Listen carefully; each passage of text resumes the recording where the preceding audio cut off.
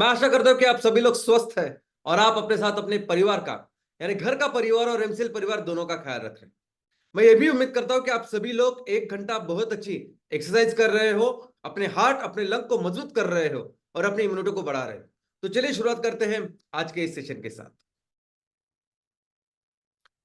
दोस्तों, दुनिया में ये जो अमीर देश गरीब देश है, जो डेवलप्ड इकोनॉमी डेवलपिंग इकोनॉमी है, या अमीरी और गरीबी है, इनके बीच में अभी जो इतना बड़ा जो फासला है, इसका एक प्रमुख कारण है ये औद्योगिक क्रांति, इंडस्ट्रियल रेवोल्यूशन। इंडस्ट्रियल रेवोल्यूशन दुनिया में 1760 से लेके 1840 इस दौरान हुआ, इस पीरियड में हुआ। और इस पीरियड में क्या हुआ, तो इस पीरियड में बहुत बड़ी बड़ी इंडस्ट्रीज, बहुत बड़े बड़े कारखाने इसकी शुरुआत हुई। जो काम पहले हाथों से होता था या हमारे जो पालतू जानवर थे उनके साथ जो होता था, वो बहुत बड़े बड़े काम बहुत बड़ी बड़ी मशीनरी के साथ होने लगा। और दोस्तों, इस चीज की शुरुआत, इस इंडस्ट्रियल रेवोल्यूशन की शुरुआत हुई एक खोज से। एक खोज जो की थी जेम्स वाट इन संशोधक ने। इन्होंने पूरी दुनिया को बताया कि पानी के बाफ में कितनी ताकत हो सकती है। उस बाफ के साथ कई सारे घोड़े या हाथों की ताकत, इतनी ताकत तैयार की जा सकती है, बड़े बड़े यंत्र तैयार किए जा सकते हैं और जिससे बहुत बड़े स्केल पे मैन्युफैक्चरिंग हो सकती है। और फिर शुरू हुआ उस मशीन की शुरुआत, उन यंत्रों की शुरुआत जो यंत्र बेस थे इस पानी के बाफ के ऊपर। और फिर ये हाथों से लेके फिर मशीन प्रोडक्शन, मशीन मैन्युफैक्चरिंग, ऐसी सब शुरुआत हो गई। दोस्तों, इसके पहले यानी इंडस्ट्रियल रेवोल्यूशन शुरू होने के पहले किस तरह की इकोनॉमी थी, तो ये डिसेंट्रलाइज, रीजनल, लोकल ऐसी इकोनॉमी थी।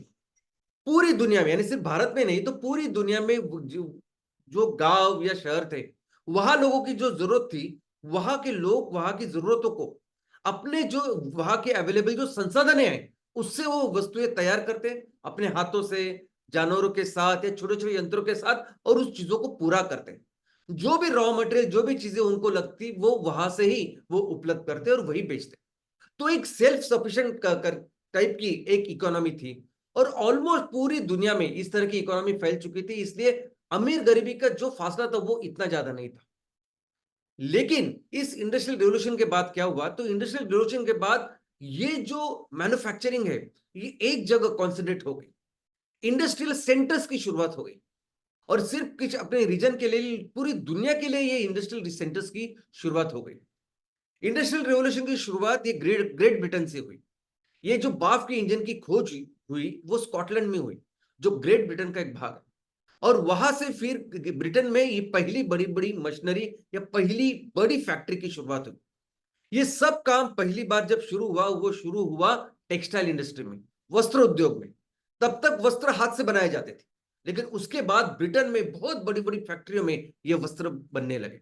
और बाद में ये जो रिवोल्यूशन है वो यूरोप में और आगे जाके अमेरिका में गया। और ये वस्त्र उद्योग से लेके फिर आयरन एंड स्टील इंडस्ट्री और बाकी की इंडस्ट्री में गए। दोस्तों, जैसे ये इंडस्ट्रियल रेवोल्यूशन शुरुआत हुई, जैसे ही ये अलग बड़े बड़े कारखानों की दुनिया शुरुआत हुई, उसी टाइम से शुरुआत हुई फोसाइल फ्यूल का रोल। दोस्तों, फोसाइल फ्यूल यानी जीवाश्म ईंधन मनुष्य को पहले से पता था। ये कोयला, क्रूड ऑयल पहले से पता था, लेकिन उसका इतना उपयोग मनुष्य ने कभी किया नहीं। जो रीजनल डिसेंट्रलाइज जो इकोनॉमी थी, वहां जो जरूरत होती थी ईंधन और ऊर्जा की, वहां लोकली अवेलेबल अक्षय ऊर्जा या बायोमास या बायोफ्यूल से हम लोग उसका इस्तेमाल करते थे। लेकिन जब बड़े बड़े मशीन, बड़े बड़े कारखाने तैयार हुए, तो अब इस बड़े बड़े कारखानों के लिए जो इतनी बड़े स्केल पे जब ईंधन और ऊर्जा की जरूरत लगी, तब इस फोसिल फ्यूल का रोल बहुत बड़ा। और जब से इंडस्ट्रियल रेवोल्यूशन की शुरुआत हुई है, जब से फोसिल फ्यूल की शुरुआत हुई है, तब से लेके आज तक सबसे ज्यादा इस्तेमाल अगर मनुष्य ने किसी फोसिल फ्यूल का किया है, तो वो है कोयला। बहुत ज्यादा। इनफैक्ट आज की तारीख में ये जो ग्लोबल वार्मिंग है, ग्लोबल वार्मिंग हो रही है जिस ग्रीन हाउस गैसेस से, जिस गैस के कारण, प्रमुख गैस के कारण आज ये टेम्परेचर बढ़ रहा है, वो प्रमुख गैस है carbon dioxide. 80% carbon dioxide responsible है ये ग्लोबल वार्मिंग के लिए। और ये जो कार्बन डाइऑक्साइड अभी वातावरण में है, मैक्सिमम कार्बन डाइऑक्साइड जिसके कारण पैदा हुआ है वो है कोयला। तो दोस्तों, सबसे पहले कोयले की जरूरत, कोयले का उपयोग ये पानी की भाप करने के लिए गया। तो बड़े बड़े यंत्रों में, बड़े बड़े मशीनरीज में ऑफकोर्स पानी की भाप बनाने के लिए कोयले का इस्तेमाल हुआ। उसके बाद इस भाप से बिजली बनने लगी। इस बिजली की वजह से फिर गांव में, शहरों में रोशनी की शुरुआत हुई। इस कोयले के ऊपर ट्रांसपोर्टेशन, इस बिजली के ऊपर ट्रांसपोर्टेशन शुरू हुआ। इनफैक्ट आपको सुन के आश्चर्य होगा, लेकिन दुनिया की पहली जो 4 व्हीलर कार है वो बिजली के ऊपर चल रही थी। उसके बाद ट्राम है, या जो रेलवे थी वहां भी जो कोल बेस्ड ऐसी रेलवे की शुरुआत हो गई। और कोल, ये कोयला जो है ऑलमोस्ट हर जगह पे इसका इस्तेमाल होने लगा, इंडस्ट्रियल, कमर्शियल, घरेलू, हर लेवल पे। और जैसे जैसे कोयला ये जरूरत बढ़ने लगी, तब एंट्री हुई और धीरे धीरे इंपॉर्टेंस बढ़ा इस क्रूड ऑयल का। क्रूड ऑयल की एंट्री जब हुई, जब हमने इंटरनल कंबशन इंजन इसकी शुरुआत की। इंटरनल कंबशन इंजन एक ऐसी टेक्नोलॉजी थी कि जिसमें ये गाड़ियां फिर लिक्विड फ्यूल पे चलने लगी, यानी पेट्रोल डीजल पे चलने लगी।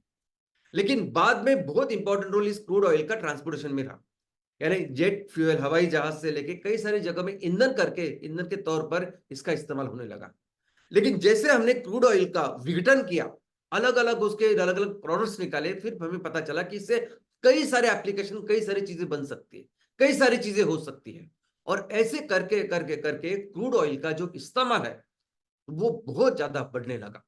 और आज उसका बहुत अहम रोल हमारी पूरी इकोनॉमी में है दोस्तों। लेकिन इसके पहले, इस क्रूड ऑयल के पहले जो कुछ इकोनॉमी थी, जिसे हम सस्टेनेबल इकोनॉमी कहते हैं, जो एक्चुअली सस्टेनेबल इकोनॉमी थी, उसका बेस था एग्रीकल्चर। जो भी मनुष्य की जरूरत होती थी, यानी वो ईंधन, ऊर्जा से लेके, खाने से लेके, कोई भी इंडस्ट्री उस टाइम में जो चलती थी, उसका जो बेस था वो एग्रीकल्चर था। उसके लिए जो रॉ मटेरियल लगता था वो एग्रीकल्चर से आता था। और ये जो एग्रीकल्चर बेस्ड इकोनॉमी थी, ये कार्बन न्यूट्रल थी।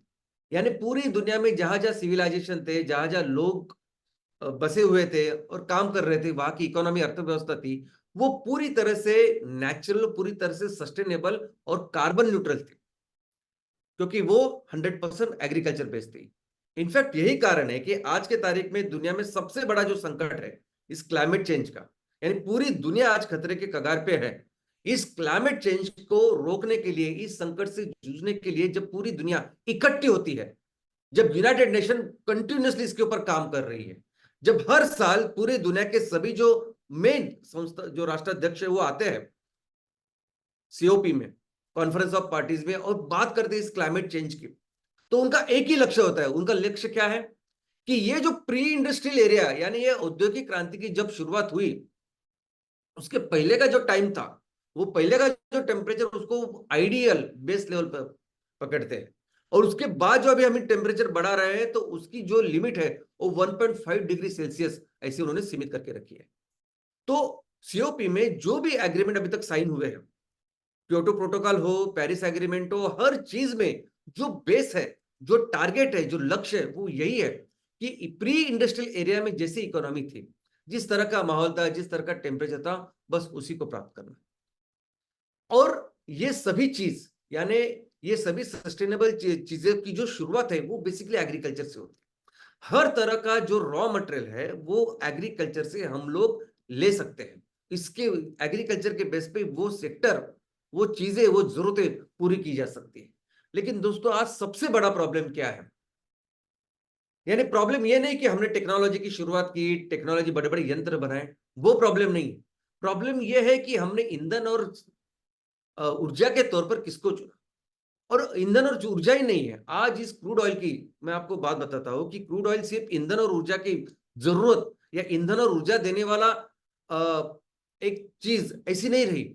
आज की तारीख में कितनी सारी इंडस्ट्रीज, मैं तो समझता हूं कि ऑलमोस्ट हर इंडस्ट्री डायरेक्टली इनडायरेक्टली आज डिपेंडेंट है इस क्रूड ऑयल के ऊपर, और वो सबसे बड़ा प्रॉब्लम है दोस्तों।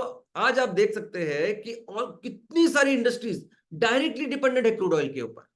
सिर्फ प्लास्टिक और रबर नहीं, ये जो कपड़े हम लोग पहनते हैं, 80% जो कपड़े हैं वो इस क्रूड ऑयल से आ रहा। वो हर तरह का केमिकल, यानी जो किचन में हम केमिकल इस्तेमाल करते हैं, जो वॉशरूम में, बाथरूम में, वो फर्श के लिए, कॉस्मेटिक्स, हर तरह का केमिकल आज आ रहा है इस क्रूड ऑयल से।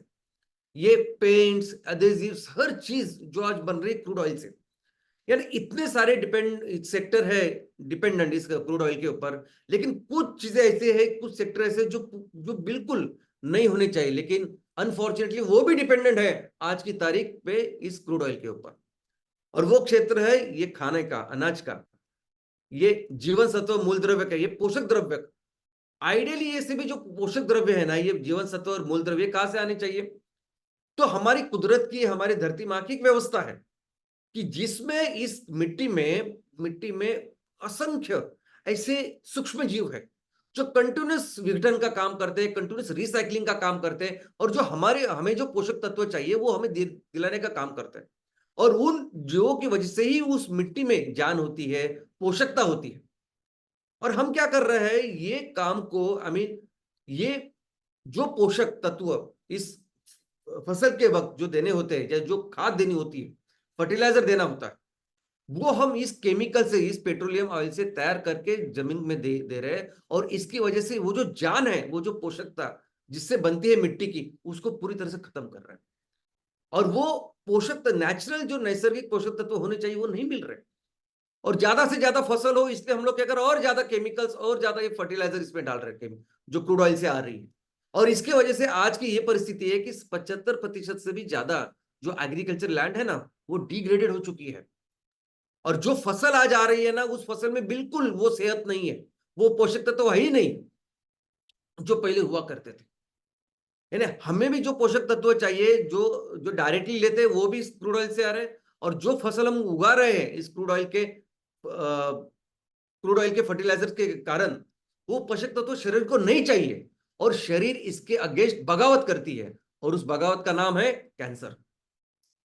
दोस्तों, कैंसर यानी क्या? कैंसर यानी हमारे बदन में जो पेशी है, वो पेशी जो चीज नहीं चाहिए उसके खिलाफ काम करती है, एक्शन करती है। कैंसर यानी अनियंत्रित ग्रोथ, अनकंट्रोल ग्रोथ।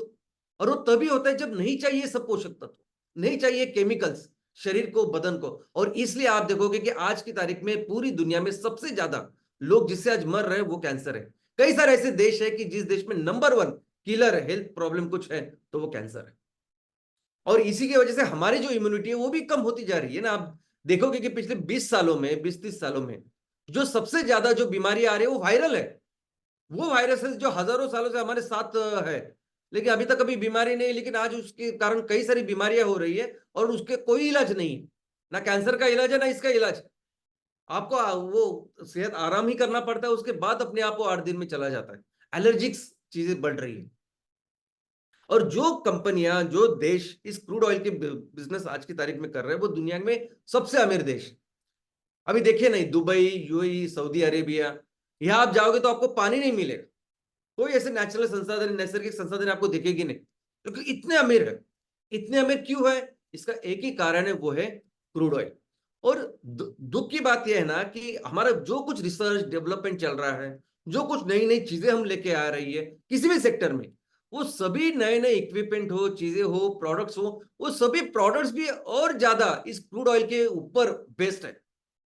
कोई भी इक्विपमेंट लीजिए, कोई भी चीज आप लीजिए, मैक्सिमम उसमें इस क्रूड ऑयल से जो चीजें निकलती हैं उसका उपयोग करते हैं हम लोग।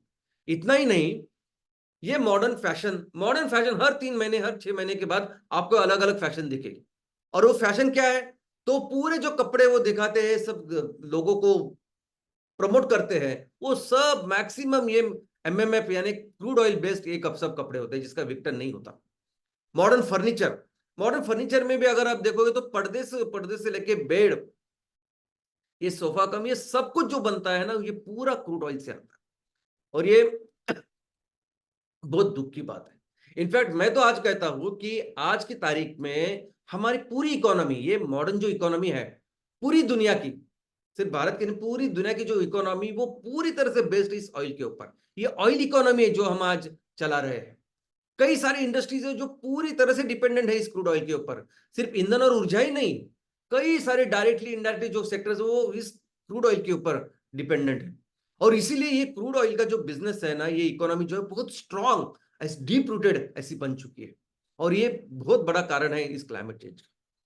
लेकिन आज एक गुड न्यूज, एक बहुत अच्छी बात, एक आनंद की बात मैं आपको बताने वाला हूं।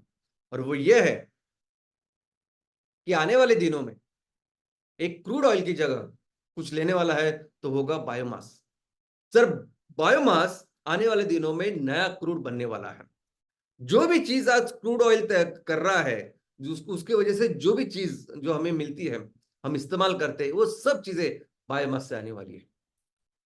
बेसिकली हर कोई चीज जो हम इस्तेमाल करते हैं, खाते हैं, ईंधन और ऊर्जा के तौर पर इस्तेमाल करते हैं, ये सब कुछ चीज, इस सब की जो सोर्स है वो है बायोमास। इनफैक्ट अभी इस फोसिल फ्यूल के बारे में, इस कोयले के बारे में, तेल के बारे में मैंने जो सब कुछ बताया, सब जीवाश्म ईंधन की भी जो शुरुआत है, जीवाश्म ईंधन जो भी बना है वो बायोमास से बना है। यानी हजारों लाखों साल पहले ये जो बायोमास धरती के ऊपर था, वो नीचे जमीन में गाड़ दिया गया और अंडर हाई प्रेशर टेम्परेचर, एक तो वो सॉलिड फ्यूल बना यानी कोयला बना, नहीं तो वो लिक्विड द्रवरूप ईंधन बना, क्रूड ऑयल बना, नहीं तो वायुरूप ईंधन या नेचुरल गैस बनी।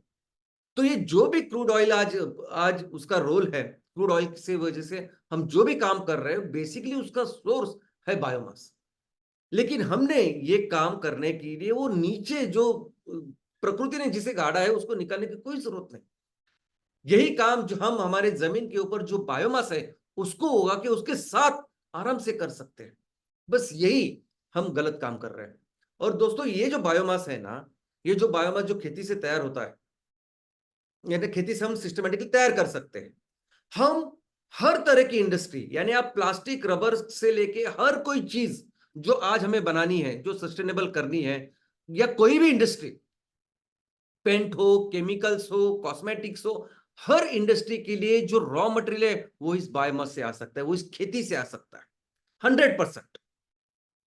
और सबसे अच्छी बात क्या है कि ये बायोमास, ये खेती हमारी हर हर इंडस्ट्री की जो जरूरत है उसको पूरा करेगी ही करेगी। लेकिन उसी के साथ हमारा ये जो इकोसिस्टम है, ये जो पर्यावरण है, उसका ख्याल रखती है। और ये सबसे अच्छी बात है जो हजारों सालों तक फिर हम ऐसे ही चलता रह सकता है। तो बायोमास का मतलब क्या है, अगर आप टेक्निकली देखोगे, अगर आप बिजनेस के एंगल से इसे देखोगे, तो biomass is organic material. Organic material जिसका इस्तेमाल भाई ईंधन ऊर्जा के तौर पर, खाने के तौर पर, रॉ मटेरियल के तौर पर हम कर सकते हैं। लेकिन सबसे अच्छी बात क्या है, ये बायोमास जो है रिन्यूएबल है, अक्षय है, सदैव है। और कौन तैयार करता है ये बायोमास? तो दोस्तों, बायोमास तैयार करता है हमारी माँ, हमारी प्रकृति। दोस्तों, करोड़ों सालों से इस धरती ने, इस प्रकृति ने, इस हमारी माँ ने एक बहुत अच्छी व्यवस्था तैयार करके रखी है, जिसमें इस बायोमास का जन्म होता है, बायोमास की उत्पत्ति होती है। ये जो मिट्टी है, इस मिट्टी में इतने असंख्य सूक्ष्म जीव माँ ने तैयार करके रखे हैं कि जो कंटिन्यूसली विघटन का, रिसाइकलिंग का काम करते हैं, सस्टेनेबिलिटी का काम करते हैं। जो भी चीज हम इस्तेमाल करके छोड़ देते हैं ना, ये सूक्ष्म जीव है जो उसका विघटन करके फिर से वो तत्व हमें लाके रखते हैं कि चलो अभी आगे के फिर से बनाओ। ये हवा, ये वातावरण जिसमें कार्बन डाइऑक्साइड, ऑक्सीजन है, ये सूरज की रोशनी, पानी, ये सब कुछ ऐसी व्यवस्था माने तैयार करके कि इस व्यवस्था में इस बायोमास का जन्म होता है। और ये जो प्रक्रिया है, ये जो रिएक्शन है कि जिसमें ये बायोमास बनता है, उस प्रक्रिया को हम कहते हैं प्रकाश संश्लेषण। उस प्रक्रिया को हम कहते हैं फोटोसिंथेसिस। दोस्तों, दुनिया में हर कोई जो एनर्जी है, यानी मेरे अंदर भी जो एनर्जी है, मैं जो बात कर रहा हूं आपसे, ये टीवी, ये लाइट जल रही है, पंखा, जो कुछ है, हर तरह की जो एनर्जी इस पृथ्वी की के ऊपर है, उसका मूल सोर्स है सूरज, सूर्य। उसकी जो एनर्जी, उसी के इस्तेमाल से हम लोग ये सब काम कर रहे हैं। लेकिन ये जो एनर्जी है जो हमारे आजू बाजू है, उसको हम ऐसे इस्तेमाल नहीं कर सकते। कैसे इस्तेमाल करते हैं? तो प्रकृति ने उसका एक तरीका तैयार किया है कि वो एनर्जी को लेके वो ऐसे फॉर्म में तैयार करती है कि जिसको हम इस्तेमाल कर सके। तो ये जो लाइट एनर्जी है, उसको केमिकल एनर्जी में कन्वर्ट करने की जो प्रक्रिया है, वो प्रकाश संश्लेषण है। प्रकाश यानी सूरज की रोशनी, और संश्लेषण यानी प्रक्रिया, निर्माण करना। तो ये प्रोसेस है कि जिससे ये बायोमास तैयार होता है। और इसके लिए क्या लगता है? इसके लिए लगता है ऑफकोर्स ऊर्जा यानी सनलाइट, उसके लिए लगता है कार्बन का सोर्स, कार्बन डाइऑक्साइड, और हाइड्रोजन का सोर्स वो है पानी। दोस्तों, इस पेशी का, इस वनस्पति के अंदर एक स्पेशल एक प्रोटीन होता है जिसे रिएक्शन सेंटर कहते हैं। वो प्रोटीन बेसिकली ये जो प्रक्रिया है वो करता है, और इस प्रोटीन का नाम है क्लोरोफिल। और जो एक कैप्सूल में होता है जिसका नाम है क्लोरोप्लास्ट। तो ये जो प्रोटीन है वो एक्टिवेट होता है और ये एक्टिवेट होकर ये सभी प्रक्रिया पूरा करता है। सबसे अच्छी बात क्या है कि ये क्लोरोफिल, ये जो प्रोटीन है जो एक काम करता है, उस प्रोटीन का जब उस लाइट पड़ती है उसके ऊपर, तो वो ब्लू और रेड ये सभी तरह की जो लाइट है वो उसको एब्जॉर्ब करता है, और सिर्फ ग्रीन जो है हरा लाइट उसी को परावर्तित करता है, उसको उसी को ट्रांसमिट करता है। इसीलिए ये सब पेड़ पौधे हमें हरे दिखते हैं, हरे नजर आते हैं। और ये जो रिएक्शन है ना, इस रिएक्शन में एनर्जी ज्यादा अंदर जाती है और बाहर बिल्कुल बहुत कम निकलती है, इसलिए इसका नाम है एंडरगोनिक रिएक्शन। दूसरी रिएक्शन जिसमें कम जाती है एनर्जी और बाहर ज्यादा निकल, जैसे हम लोग कुछ खाए, बिस्किट खाया तो थोड़ा सा कुछ एनर्जी लगे नहीं खाने के लिए, लेकिन उसके बाद बहुत ज्यादा एनर्जी मिलती है, तो वो एक्सर्गोनिक है। ये एनर्जी है कि जिसमें सूरज की रोशनी लेते हैं, सूरज की ऊर्जा लेते हैं और उसको अंदर उस खाने के अंदर वो परावर्तित करते हैं, इसे एंडरगोनिक रिएक्शन कहते हैं। और इसी के साथ फिर ये प्लांट, ये वनस्पति क्या तैयार करते हैं, तो ये पहले तो ऑक्सीजन छोड़ते हैं, कार्बन डाइऑक्साइड लेते हैं, उसका कार्बन का यूज करते हैं खाने में और ऑक्सीजन छोड़ते हैं। पानी लेते हैं, उससे हाइड्रोजन लेते हैं और कार्बन और हाइड्रोजन मिलके वो कार्बोहाइड्रेट तैयार करते हैं, खाना बनाते हैं, हमारे लिए खाना बनाते हैं, कार्बोहाइड्रेट बनाते हैं, और हमारे लिए शुद्ध हवा यही प्रकाश संश्लेषण प्रक्रिया ही बनाती है। और दोस्तों ये जो खाना है, ये जो कार्बोहाइड्रेट है, ये प्राइम एनर्जी है दुनिया के ऊपर। मैं जब बोलता हूं कि मेरे अंदर जो एनर्जी वो सूरज से आ रही है, वो आ रही इसलिए क्योंकि मैंने ये कार्बोहाइड्रेट खाया है। मनुष्य जो है एक तो डायरेक्टली वनस्पति को खाता है, उसको एनर्जी मिल सकती है, नहीं तो वो ऐसे प्राणी जानवर उनको खाता है कि जो उनके ऊपर डिपेंडेंट है। तो पूरी पृथ्वी तल के ऊपर जितनी भी एनर्जी है, वो एनर्जी तैयार करने का काम ये प्रकाश संश्लेषण प्रक्रिया करती है। पृथ्वी के ऊपर जितना भी ऑक्सीजन है, वो ऑक्सीजन तैयार करने का काम ये प्रकाश संश्लेषण प्रक्रिया करती है। ये इसलिए इतनी इंपॉर्टेंट है। लेकिन उससे भी एक चमत्कारिक चीज मैं आपको बताना चाहता हूं दोस्तों। ये पृथ्वी का जो कॉम्पोजिशन था बहुत पहले, ये बाकी के ग्रह जैसे ही था। बाकी के ग्रह जैसे इस पृथ्वी के ऊपर हाइड्रोजन ज्यादा थी, हाइड्रोजन सल्फाइड ज्यादा था। और सबसे पहले ये जो प्रकाश संश्लेषण प्रक्रिया है, फोटोसिंथेसिस, ये पेड़ पौधों ने नहीं शुरुआत की, तो एक पेशीय सूक्ष्मजीवों ने शुरुआत की। और जो इन्होंने शुरुआत की उस टाइम उन्होंने कार्बन डाइऑक्साइड से कार्बन लिया, लेकिन हाइड्रोजन उन्होंने पानी से नहीं लिया। तो ये जो पूरा वायुमंडल था, ये जो हाइड्रोजन और हाइड्रोजन सल्फाइड, ये जो गैसेस थे, उससे वो हाइड्रोजन लिया और ऑक्सीजन छोड़ा, ऑक्सीजन छोड़ा, ऑक्सीजन छोड़ा। और ये वो प्रक्रिया है कि जिसकी वजह से पृथ्वी का जो वातावरण है वो तैयार हुआ, जिसमें ऑक्सीजन इतनी ज्यादा है। यानी पृथ्वी के ऊपर ये वातावरण तैयार करने का काम भी ये प्रकाश संश्लेषण इस प्रक्रिया ने किया है। और इसी इवेंट को ग्रेट ऑक्सीजनेशन इवेंट ऐसा कहा गया है। दोस्तों ये जो फिर वातावरण का कंपोजिशन बना, जो हाइड्रोजन सल्फाइड कम हुआ, ऑक्सीजन इतना ज्यादा हुआ, उसके बाद अलग अलग नए नए जीवों की, कॉम्प्लेक्स जीवों की उत्पत्ति हो गई। हम भी इसी कारण तैयार हुए, मनुष्य इसी कारण तैयार हुआ है। और ऐसी परिस्थिति में जब करोड़ों सालों से ये जो व्यवस्था कुदरत ने, धरती माँ ने की है हमारे लिए, बहुत सुंदर ऐसी प्रक्रिया, क्या हम इसे रिप्लेस कर सकते हैं? बिल्कुल नहीं। और करना चाहिए, मुझे तो लगता है सोचना भी नहीं चाहिए। हम सोच भी नहीं सकते, हम इसके पास आ भी नहीं सकते, हम कंपेयर भी नहीं कर सकते। लेकिन आज हम ये छोड़ के एक ये सूरज की रोशनी कैप्चर करने का एक अपना तरीका हमने ढूंढ के निकाला है, और वो क्या है? तो वो है सोलार, यानी रिन्यूएबल एनर्जी के नाम पे आज सबसे ज्यादा इन्वेस्टमेंट जिसमें हो रही है, जिस सेक्टर में हो रही है, वो है सोलार सेल्स। और सोलार सेल्स के से क्या करते हैं हम लोग? कोशिश करते हैं कि सूरज की रोशनी को कैप्चर करें और उसका उपयोग करें। और उसके लिए क्या कर रहे हैं? तो ये जो मटेरियल हम लोग बना रहे हैं, उससे वो सरफेस गर्म होता है।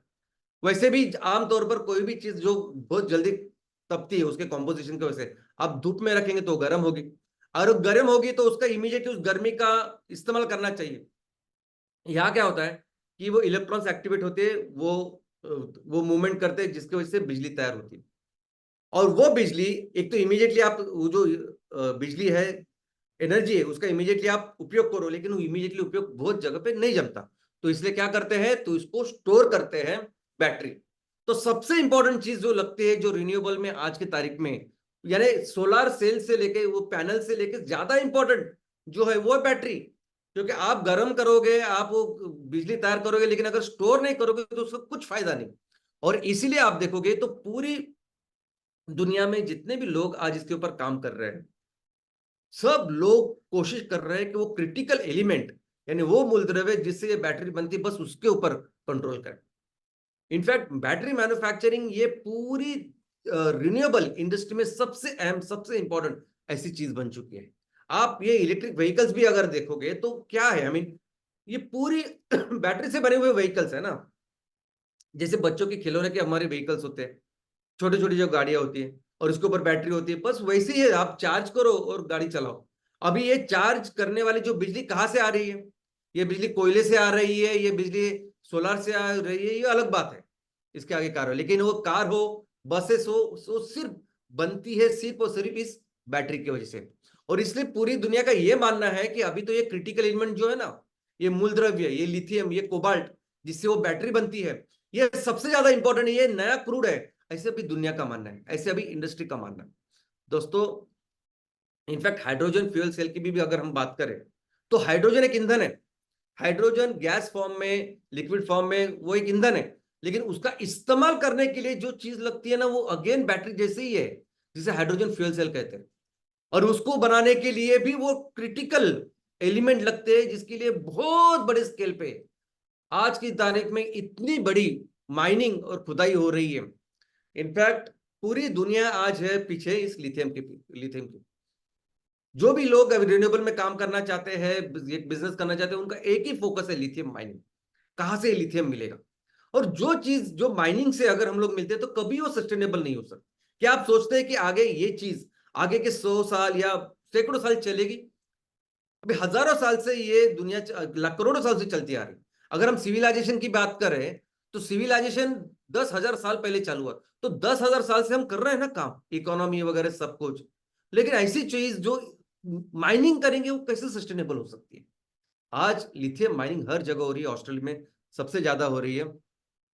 लेकिन कोबाल्ट, कोबाल्ट की माइनिंग की आज की परिस्थिति अगर आप देखोगे, आप बोलेगे मुझे नहीं चाहिए, नहीं चाहिए इलेक्ट्रिक व्हीकल, कुछ नहीं चाहिए।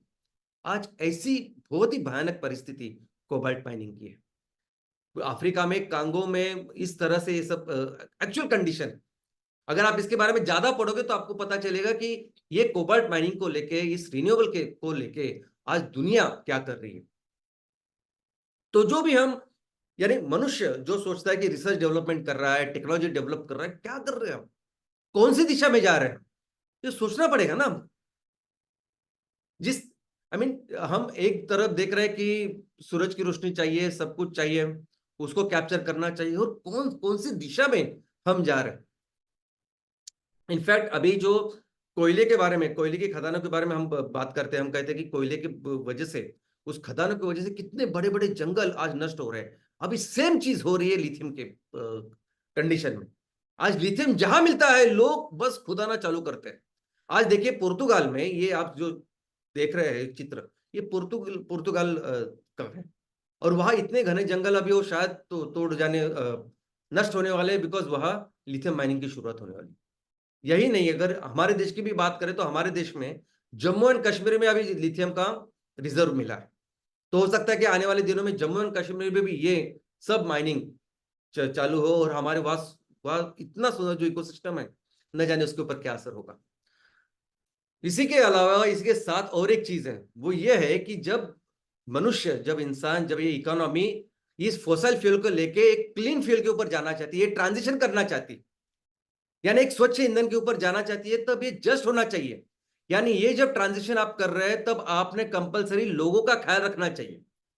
लोगों का ख्याल, उनकी नौकरी का ख्याल, उनके रोजगारों का ख्याल, पर्यावरण का ख्याल वो रखना चाहिए। और इसे ही कहते हैं जस्ट ट्रांजिशन।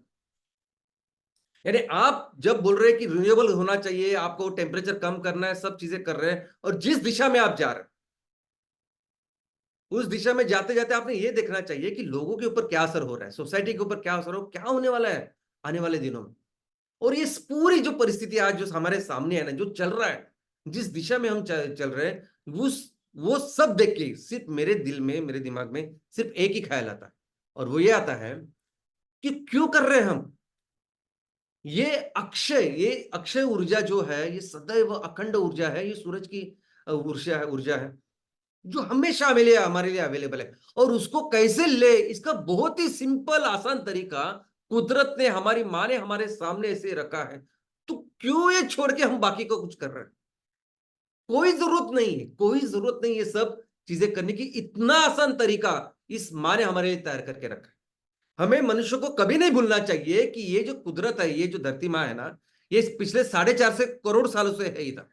और आज भी इस धरती के ऊपर करोड़ों जीव है। अनुमानित है कि 40 से 50 करोड़ के स्पीसीज है, उसमें से एक स्पीसीज है हम मनुष्य। और हर एक स्पीसीज, चाहे वो जमीन पे हो, पानी में हो, कहीं भी हो, उसकी हर जरूरत का ख्याल रखती है प्रकृति। और आज ही नहीं, कई सालों से, करोड़ों साल से चलती आ रही है। और इसलिए हमारा क्या काम है कि हमें सिर्फ इस ये जो व्यवस्था माँ ने तैयार करके रखी है, ये जो प्रकृति के नियम, बस उसको समझना और उसी राह पर चलना, यही तो काम करना है हमें। लेकिन हम समझते ही नहीं। अभी जो भी जरूरत हमें लगती है ना, जो भी जरूरत, वो पूरी जरूरत पूरी कर सकती है माँ, ये प्रकृति। कोई कुछ उसके खिलाफ करने की जरूरत ही नहीं है। इनफैक्ट अगर मैं सिर्फ ईंधन और ऊर्जा की बात करूं, ईंधन और ऊर्जा, और हम ये पूरा जो कुछ खुदाई विदाई सब कुछ कर रहे हैं, जो भी विनाश कर रहे हैं हम लोग, ये सब उस बैटरी सब चीजों के लिए कर रहे हैं, उस सोलार की एनर्जी, सूरज की एनर्जी कैप्चर करने के लिए कर रहे हैं, सब कुछ कर रहे हैं। लेकिन क्या हमको पता है कि आज की तारीख में ये प्रकृति, ये पूरा जो सिस्टम है, कितनी एनर्जी हमारे लिए कैप्चर कर रहा है? कितनी सूरज की रोशनी, एनर्जी हर साल कैप्चर हो रही है? 8 गुना। पूरे दुनिया में जितने भी देश है, जितने भी लोग रहते हैं, जितने अलग अलग हमारी जरूरत है, जितनी भी एनर्जी हमें लगती है ना, उससे 8 गुना मां प्रकृति हर साल कर रही है, उसको कैप्चर कर रही है। हमें तो सिर्फ वो काम करना चाहिए ना। और अगर हम लोग स्पेशल एफर्ट करें, इसको समझे, इस तरीकों को समझे, इस प्रिंसिपल को समझे, तो जो भी हमारी जरूरत है और जिधर भी है दुनिया के किसी भी कोने में, वो हम कर सकते हैं। बायोमास उगा सकते हैं, चाहे वो नेपियर घास हो, चाहे वो अलगे हो, चाहे वो वाटर हायासिंथ हो, कोई भी हो। और उससे जो भी आपको एनर्जी, जो भी हमें एनर्जी चाहिए, ट्रांसपोर्टेशन से लेके कुकिंग, इंडस्ट्रियल, कमर्शियल, हर तरह की एनर्जी, ईंधन ऊर्जा, और हर तरह का कारोबार उसमें चल सकता है, ऐसी चीज है। और दोस्तों, ये ऐसी कंडीशन में ये जो नेपियर ग्रास है ना, ये नेपियर ग्रास तो हमारे देश के लिए, हमारे किसानों के लिए एक वरदान है। ये नेपियर घास आने वाले दिनों में, ये बायोमास आने वाले दिनों में बहुत ही महत्वपूर्ण होने वाला है। और इस बायोमास की वजह से बहुत अच्छा इनकम हमारे किसानों को होने वाला है। दुनिया में सबसे ज्यादा बायोमास तैयार करने वाला देश हमारा देश बनने वाला है। और जहां तक ये बैटरी की बात है ना, बैटरी की, तो हमें जरा भी, मुझे लगता है कि कॉमन सेंस नहीं है कि करोड़ों साल पहले, लाखों साल पहले जिसमें ऊर्जा बैठी है, जिसमें ऊर्जा है ऑलरेडी, उसका इस्तेमाल आज हम कर रहे हैं। ये क्रूड ऑयल हम आज इस्तेमाल कर रहे हैं, ये कोयला जो आज हम इस्तेमाल कर रहे हैं, उसमें जो एनर्जी भरी हुई है कुदरत ने, वो हजारों साल पहले की है। तो सबसे अच्छी बैटरी अगर कुछ है तो ये बायोमास है। क्या जरूरत है ये सब खुदाई, ये सब कुछ करने की? और ये जो काम हम कर रहे हैं ना, ये एमकोल और एम मिथेन, एम सीएनजी, एम पिलेट, ये बेस्ट सोर्स है। और यही तरीका है काम करने का, यही सही तरीका है, सस्टेनेबल तरीका है, कि जिसमें हम प्रकृति का बिल्कुल अच्छी तरह से ख्याल रख सकते हैं, और जो हजारों सालों तक कर सकते हैं हम आने वाले दिनों में।